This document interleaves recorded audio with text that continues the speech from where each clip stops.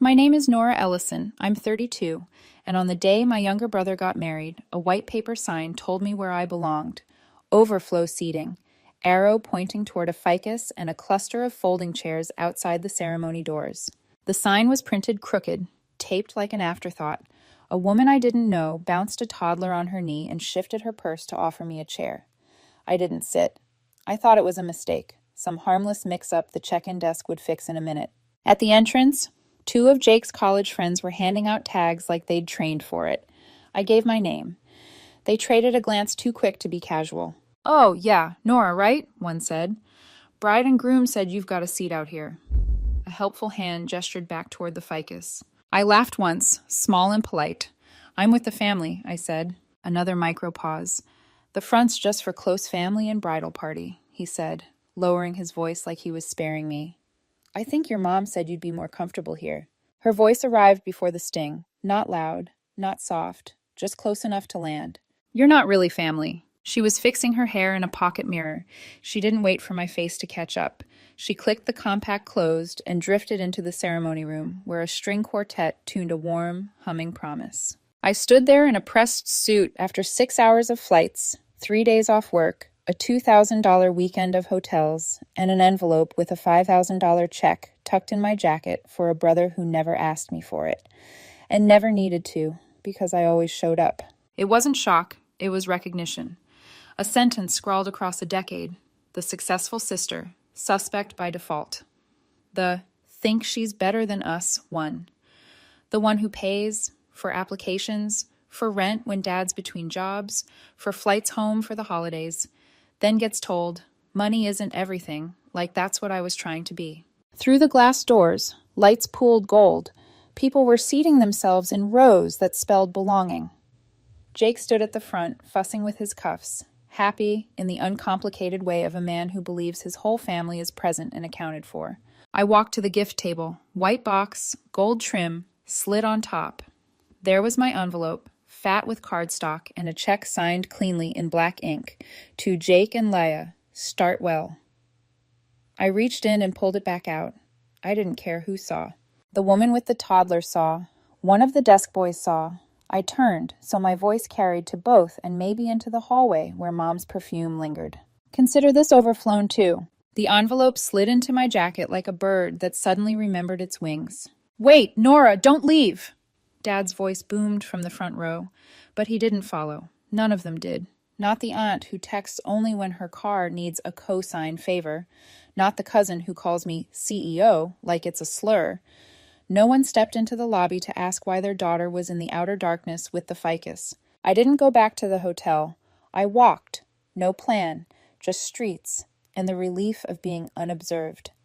I found a bar wedged between a bakery and a used bookstore. It smelled like lemon oil and bourbon. A man in a fedora was arguing about gin botanicals to a bartender who had learned how to nod without listening. I ordered a drink and took a corner booth. I wasn't angry yet. Anger is loud. What I felt was hollow, like driving a long highway and finding the road ends at a guardrail, facing blank ocean. I kept replaying the casualness of it. How easily "you're not really family" fell out of her mouth. Not as a weapon, as a weather report. At 10 p.m., I finally checked my phone. 11 missed calls. 4 from Dad, 2 from Jake, the rest numbers. I didn't save because I learned to stop saving numbers I only exist to sponsor. I let them stack into voicemail. Back at the hotel, the lobby pulsed with wedding guests in glossy laughter. I kept my head down in the elevator, the envelope suddenly heavy in my pocket like a small, warm animal that had decided to live. Only in my room did I play Jake's voicemail. He sounded winded, or maybe just hurried by whatever narrative they'd assigned him. "Hey, Nora, I don't know what happened. I didn't do the seating chart. Mom probably thought you'd want a quieter spot. I only found out where you were after the ceremony." A beat. "Can we talk?" No mention of the envelope. No apology. Just a request to step into the spin. I didn't answer. Sleep came in splinters. At 9 a.m., a knock. I didn't need the peephole. Mom stood in the hall, with her purse like a hard-bound book. "You overreacted," she said by way of hello. I waited. "Venue made last-minute changes," she continued. "You were late to RSVP." I wasn't. Then the line she must have practiced. You made a scene that wasn't fair to Jake and Leia. That was the match. Not a flame, just a clean strike of truth. What wasn't fair, I asked. Me leaving or me not funding your definition of family? She blinked. Then it slipped out, so natural she didn't hear it. That money could have helped Jake. You should have thought of him, not yourself. $5,000 might as well be Martian currency to her. She had no idea what I took from the box. To her, it was just another card. And even now, no one had asked what my gift was, only that it was. She thanked me, coldly, for stopping by the wedding and left. A few hours later, a text pinged from Leia. Nora, if you're still in town, I'd really like to talk. No emojis, no angle, just words that didn't scratch. I'll think about it, I typed, and watched the dots appear, then vanish. A small current shifted under the surface. By evening, the other messages began to change tenor. Brunch pics with "We miss you" captions. Dad's "Just family barbecue next weekend" with a grill photo like a peace flag. Aunt Kelly suddenly so proud of the woman you've become. Could you mentor my son? A box arrived at my apartment later that week. Mom's old cookie recipe, still warm, no note. A quiet bribe baked in nostalgia. I didn't answer yet. I replied to nothing with anything more than maybe. It was like watching a tide test the shoreline. When I finally opened Jake's second voicemail, there it was. The shift I'd been waiting to hear without them knowing they'd said it. We didn't want things to go this way, he said carefully. We're family. You've always been there for us, especially with everything coming up. Coming up. The words floated like a receipt with no line items. Something owed, something already spent. I set my phone down on the bedside table next to an envelope that had started to feel less like money and more like a mirror. The morning after the wedding, the hotel corridor smelled like stale champagne and florist's tape. I opened the door before the knock could become a drum. Mom stood there, purse clutched like policy. You overreacted, she said, stepping exactly nowhere. The venue made last-minute changes. They ran out of space. You were late to RSVP. I wasn't. You made a scene that wasn't fair to Jake and Leia. What part wasn't fair? I asked. Me leaving or me refusing to fund your definition of family? Her mouth pinched. The truth slipped out, unwrapped. That money could have helped Jake. You should have thought about him, not yourself. There it was, the value system in a sentence. She didn't ask what I'd given, didn't ask why, only that I should have given. She left me with a brittle, "Thank you for stopping by," as if I'd popped into a gallery and frowned at the lighting. The door clicked shut. The envelope, resheltered in my jacket, felt warmer than my hands. At 12:16 p.m., my phone lit up with a new name, Laia. Nora, if you're still in town, I'd really like to talk. No emojis, no performance, just a sentence that understood sentences. I'll think about it, I typed back. The dots appeared, then disappeared. I set the phone aside and watched the city glare itself awake. By late afternoon, the friendliness campaign began with the kind of cheer that squeaks on tile. Jake texted a brunch invite. Willow and rye, no pressure, followed by a photo. He and Leia, holding mimosas, grinning like a postcard. We miss you. I actually laughed. Missing me had never looked so staged. Next came Dad. Backyard barbecue next weekend. Just family. Hope you can come, attached to a picture of a grill, like a ransom note cut from summer. Then Aunt Kelly, who hadn't texted since I refused to co-sign her daughter's loan. So proud of the woman you've become. New paragraph. Would you mentor my son sometime? He's really got potential. Potential, I've learned, is often code for unpaid labor. A courier rang my apartment buzzer that evening. A box. Mom's cookies, the ones that smell like September and bedtime stories. No note. Just sugar and silence. I dropped them down the trash chute and listened until the echo softened. I kept my responses vague, the verbal equivalent of a half-closed door. Maybe. I'll see. I'm swamped this week. The replies back shifted from bright to careful to something like pleading without edges. That night, I replayed Jake's voicemail from the hotel. Then the second one, newer. His tone slowed down like he was walking on ice. Look, I don't know what Mom said, and I'm not defending it. She was way out of line. The seating chart was chaos. But you leaving? It hit hard. We didn't want things to go this way. We're family. You've always been there for us, especially with everything coming up. Everything coming up. I heard it then, the dent in the sentence where the ask was going to fit.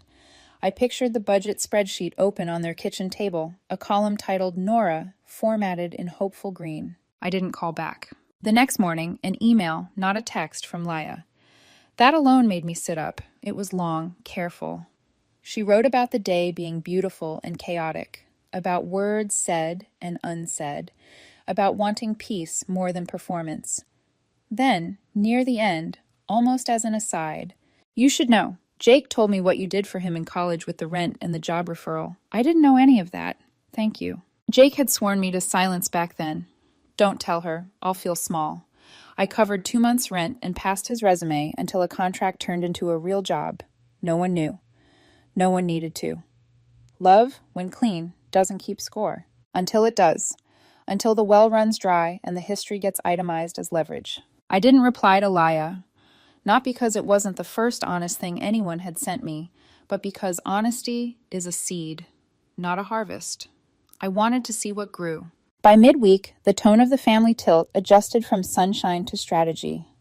A cousin posted a blurry wedding shot of the gift table, captioned "What a night," and in the far corner, if you zoomed and squinted, you could almost make out my hand reaching into the box. She didn't tag me, just dropped my name in a comment below. There's always one. Subtext has never been our family's weak suit. The group chat, dormant for months, resurrected like an obligate parasite. Reunion this year? Only if Nora's there, miss you all. It read like the kind of nostalgia people rent when the venue requires deposits. I responded with a single word. Maybe.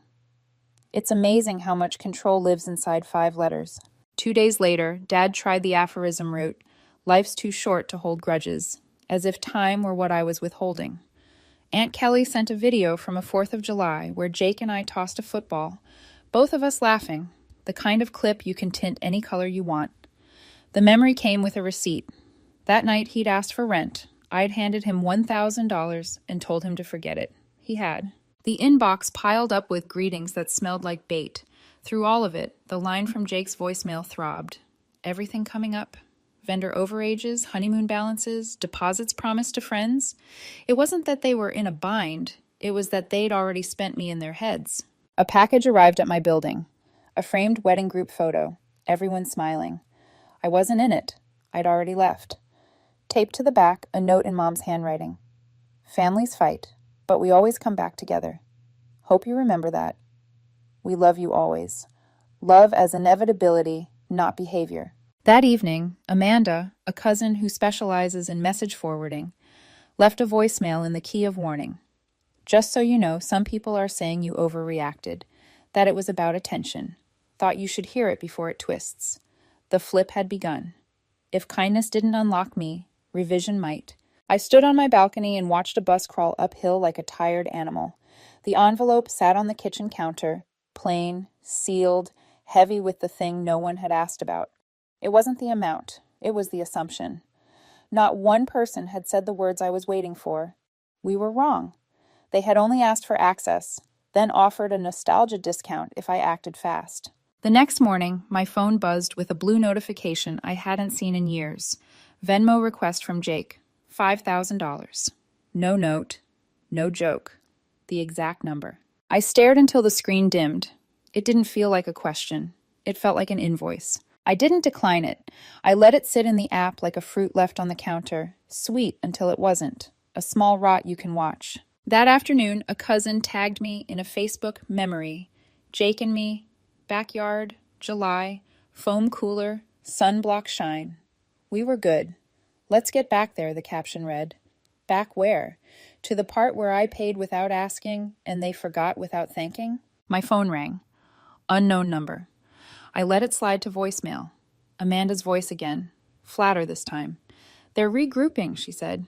Be careful. I poured water over coffee grounds and listened to them bloom. Across the room, the envelope waited, patient as a verdict. I texted Jake at 6:41 p.m. One conversation. Just you, Leia, Mom, Dad. No one else. Your house. 7 tomorrow. He said yes in under a minute. Aggressive eagerness, the kind landlords call great tenant energy. I put the phone down, turned off the kitchen light, and let the apartment go dark around the one small thing I still had control over, when I would speak and what I would keep.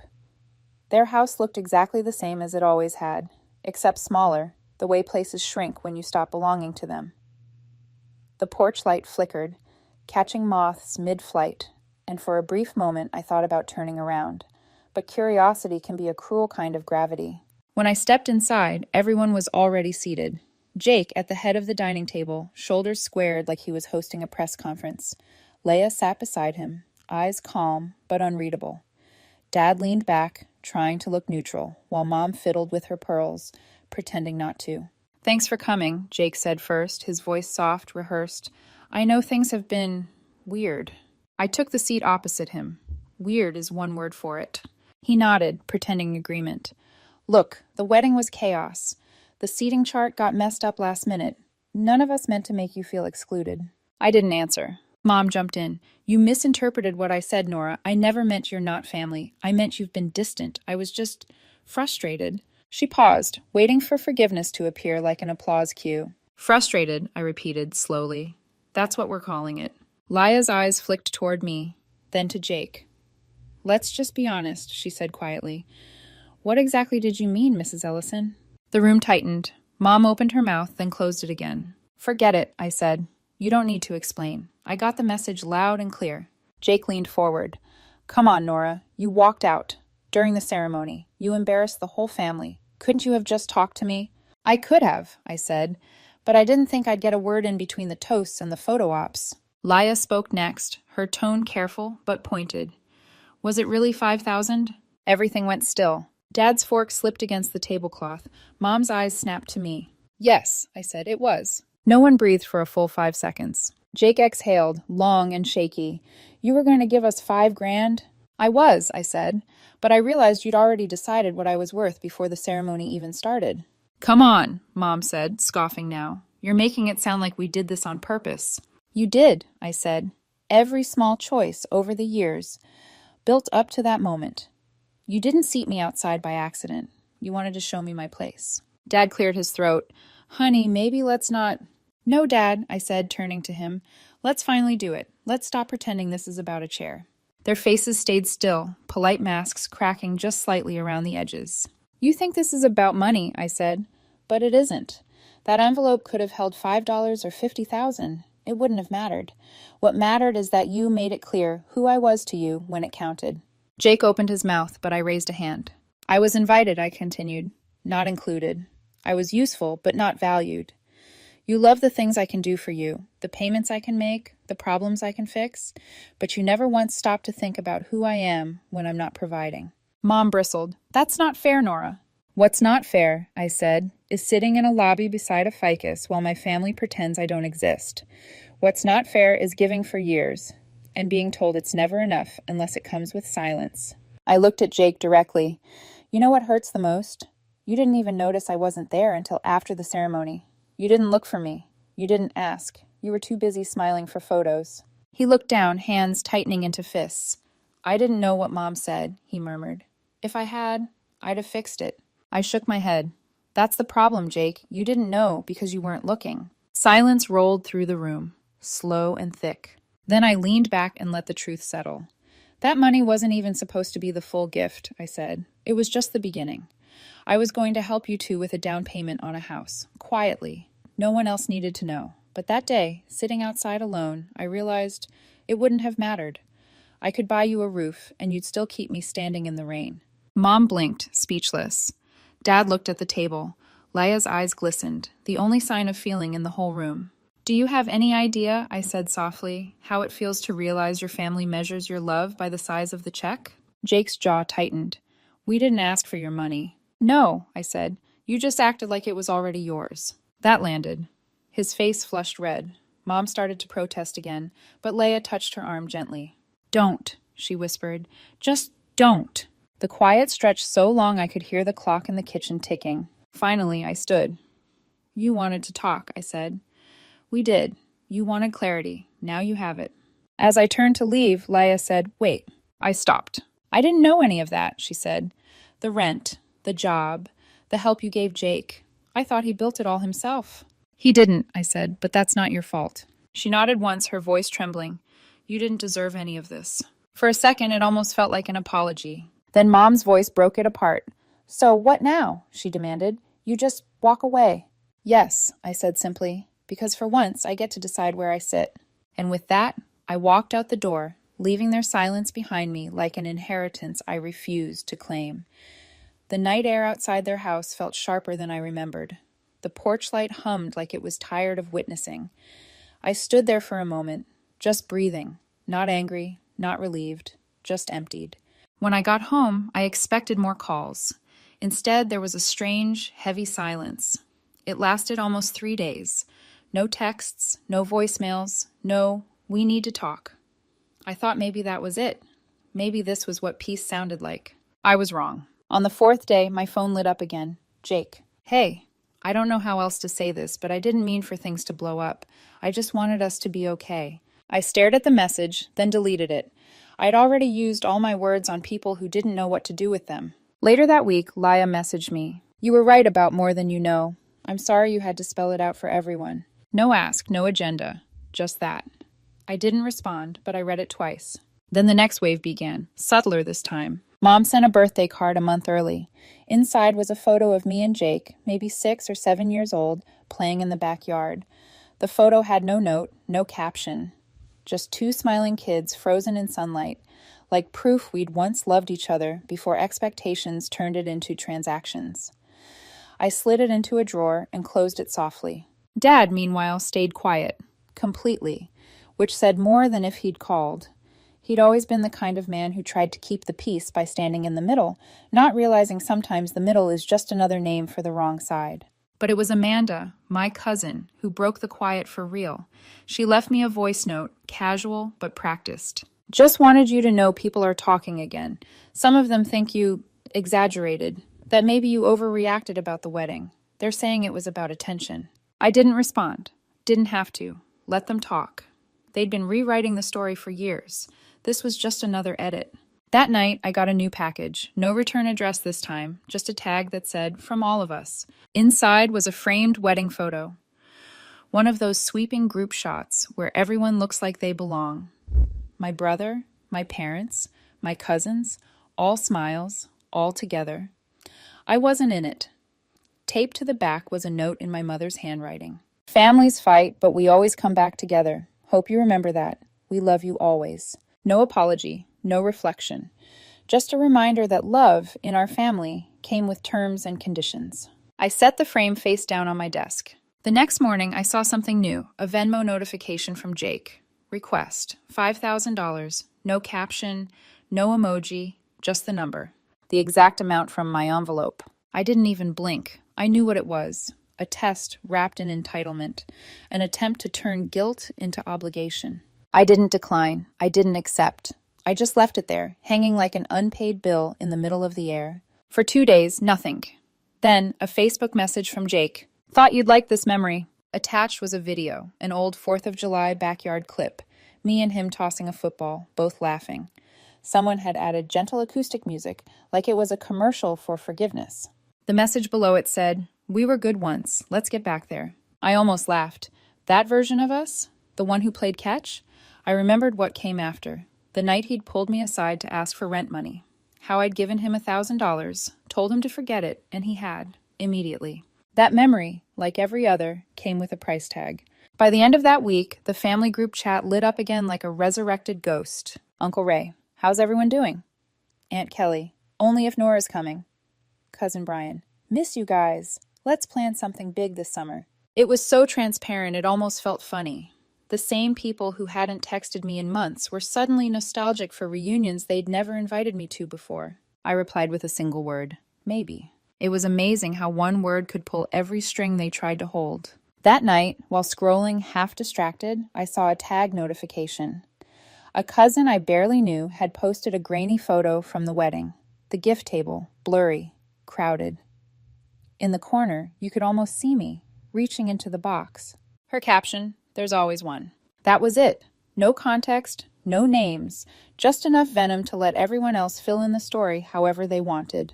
I didn't comment. I didn't message her. I didn't need to. Because by then, I understood something crucial. They didn't want closure. They wanted control. They didn't want to make peace. They wanted me quiet, compliant, back where they'd put me. And the more I stayed silent, the more they mistook it for guilt. So I did the only thing I could. I invited them to face the truth again. A text to Jake, simple and sharp. One conversation. Just you, Leia, Mom, and Dad. No cousins, no games. Your house. Tomorrow at 7. He replied in less than a minute. Of course, we'll be ready. Ready for what, I wondered. Forgiveness or exposure? Maybe both. Either way, they'd get the version of me they'd spent years underestimating. The one who didn't flinch anymore. When I pulled into their driveway the next evening, the porch light was already on. Same house, same peeling welcome mat, same smell of pot roast seeping through the door. It felt like walking into a play where everyone had rehearsed their lines, except me. They were all there again. Jake, Leia, Mom, Dad. No extras this time, no cousins, no audience. Just us. Jake rose when I entered, half a smile trying to happen on his face. Hey, Nora, he said, tone soft, like he thought it might disarm me. We're glad you came. I sat down across from him. Then let's not waste it. Mom poured coffee I didn't ask for. Dad folded his hands like a referee praying for no overtime. Jake started first, of course. We wanted to clear the air, he said. Things got out of hand. People said stuff they didn't mean. You walking out, it just caught everyone off guard. You mean embarrassed everyone, I said. He hesitated. It hurt people, yeah, it hurt me. You didn't notice I was gone until hours later, I reminded him. You didn't even turn around. Dad sighed. Let's not go back through every... Yes, let's, I cut in, because you all keep pretending it was a misunderstanding when it wasn't. It was a message, and I got it. Mom bristled. You're making this bigger than it was. No, I said quietly. I'm just refusing to make it smaller. For a long moment, no one spoke. Then Jake leaned forward. Look, we didn't handle things right. Mom's words came out wrong. But you have to admit, walking out like that, it made things harder for all of us, especially after... He stopped. After what? I asked. He looked at Leia, then back at me. You know, he said carefully, with everything that came up.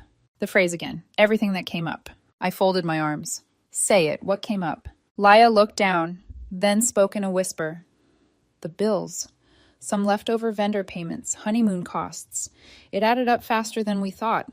And you thought I'd, what, step in? Jake didn't answer. The silence did it for him. I nodded slowly. So that's what this was about. Not reconciliation, not family. You just wanted the envelope back. It's not like that, he said quickly. We just figured maybe you meant to leave it, and... I didn't. His eyes flickered. Right, but if you had, it really would have helped right now, just to get through the month. I almost laughed. You're still trying to make this sound polite. Dad's voice cracked the air. He's just asking for help, Nora. You've always been able to help. You're in a good place. It's family. I turned to him. No, Dad, it's a pattern. I help, they forget, and the moment I stop, I'm the villain. Mom opened her mouth, but I raised a hand. You all keep mistaking my silence for guilt. But silence is just exhaustion. Jake leaned back. So what, you're cutting everyone off? Over a seating mistake? Over a lifetime of them, I said. One chair was just the last straw. I looked at Leia. You at least get it, don't you? She met my eyes. I do now. Mom sighed, shaking her head. We just want to move on. Put it behind us. I already have, I said. You just didn't notice because you weren't looking. When I stood, the room followed me with their silence. Do you really want to know the part that still hurts? I asked softly. You didn't ask what was in the envelope. Not once.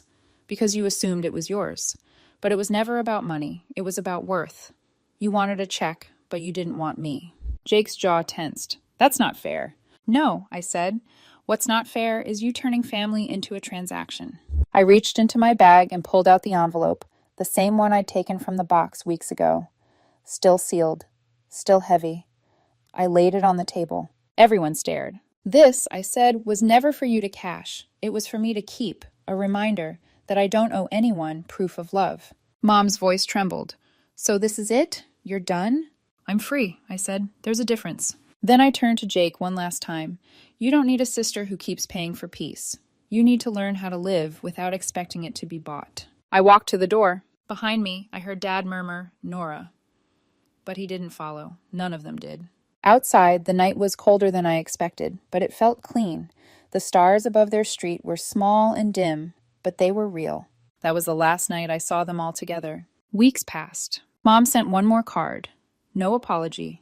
Just, we miss you.